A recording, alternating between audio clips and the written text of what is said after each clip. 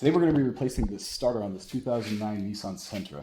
Now the symptoms that I've been having is I turn the key and it may not even click, or I don't hear a noise, or I'll hear a click. And what I'm thinking it's this engaging, it's trying to push out on the starter gear here, and it's just not sliding in there appropriately, or it doesn't have enough power to get in there. But then sometimes I'll turn the keys and I'll fire right up.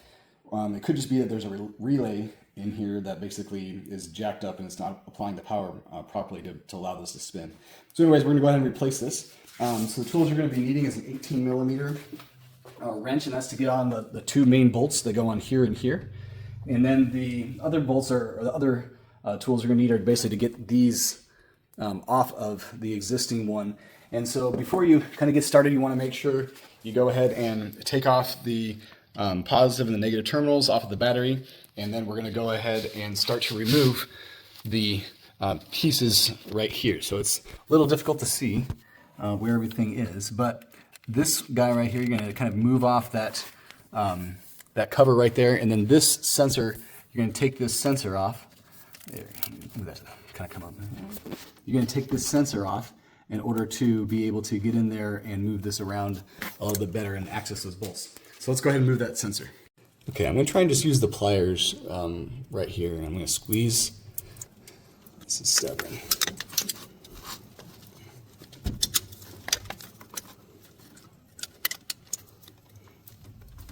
There you go. Okay, that's off. We're going to take off this nut right here, and that's going to be an 8 millimeter bolt. I have the little small socket wrench here, so now I'm going to crank on this.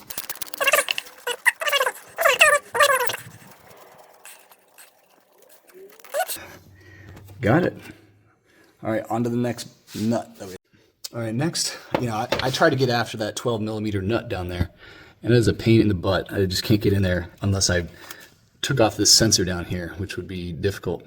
So what I'm going to do is remove these two 18 millimeter bolts, and that's going to allow me to get in there or pull this thing off and manipulate it so I can take those off. So let's go ahead and do that.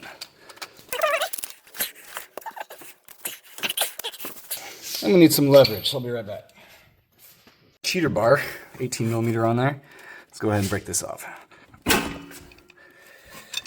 right, that's nice and broken there. I'm gonna go ahead and get the socket. Start cranking on this guy.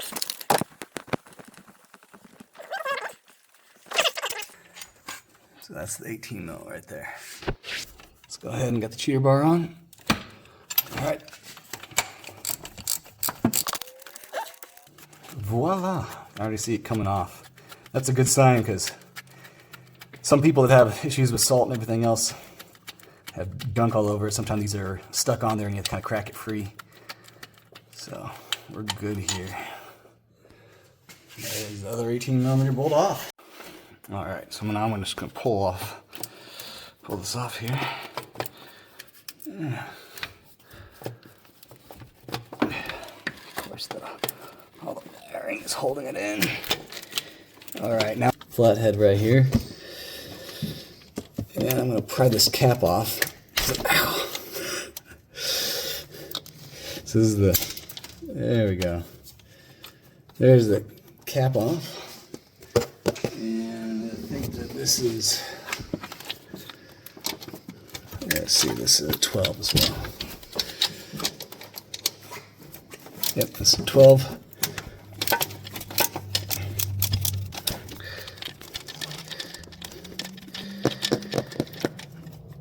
Alright, there you go. Got that off. And now let's take this boy off.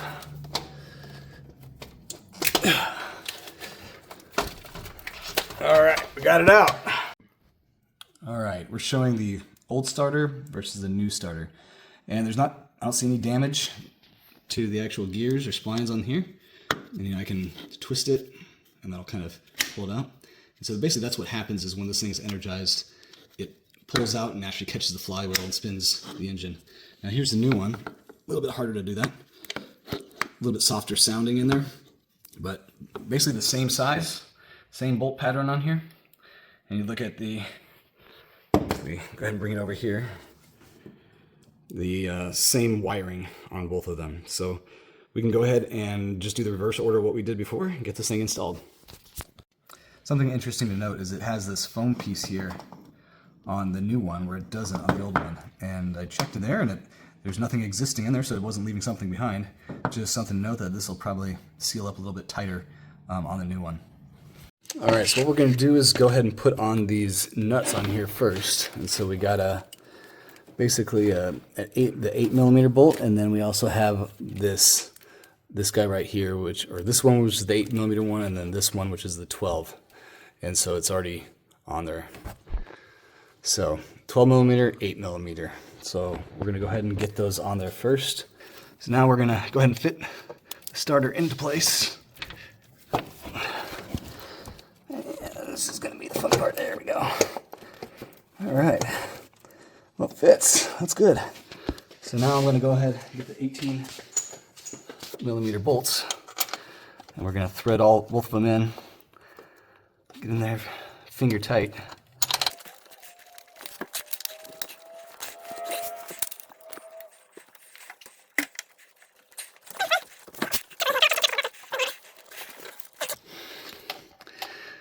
All right, so I got the 18mm socket on there. So I'm gonna try to apply a little bit of pressure here.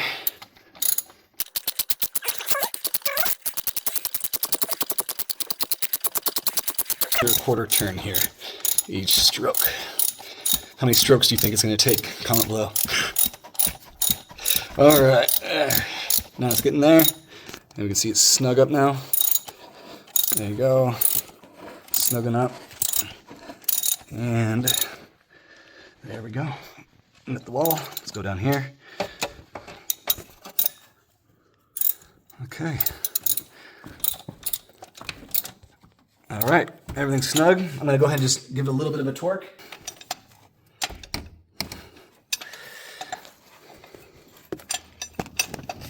All right, here's a little bit of torque. Not too much. Over here, a little bit of a torque. Not too much. There we go. And we're gonna go ahead and put the sensor back on. Right there. All right, and then we're gonna hook this battery back up and test her out. All right, so everything is put back in place. We got everything snugged down tightly. Went ahead and make sure the caps are on good and that sensor is in place. We're gonna go ahead and try and start it up. Okay, we had a few hang-ups, and actually just one. So this starter, for whatever reason, had a lot more, the new one has a lot more resistance than the old one.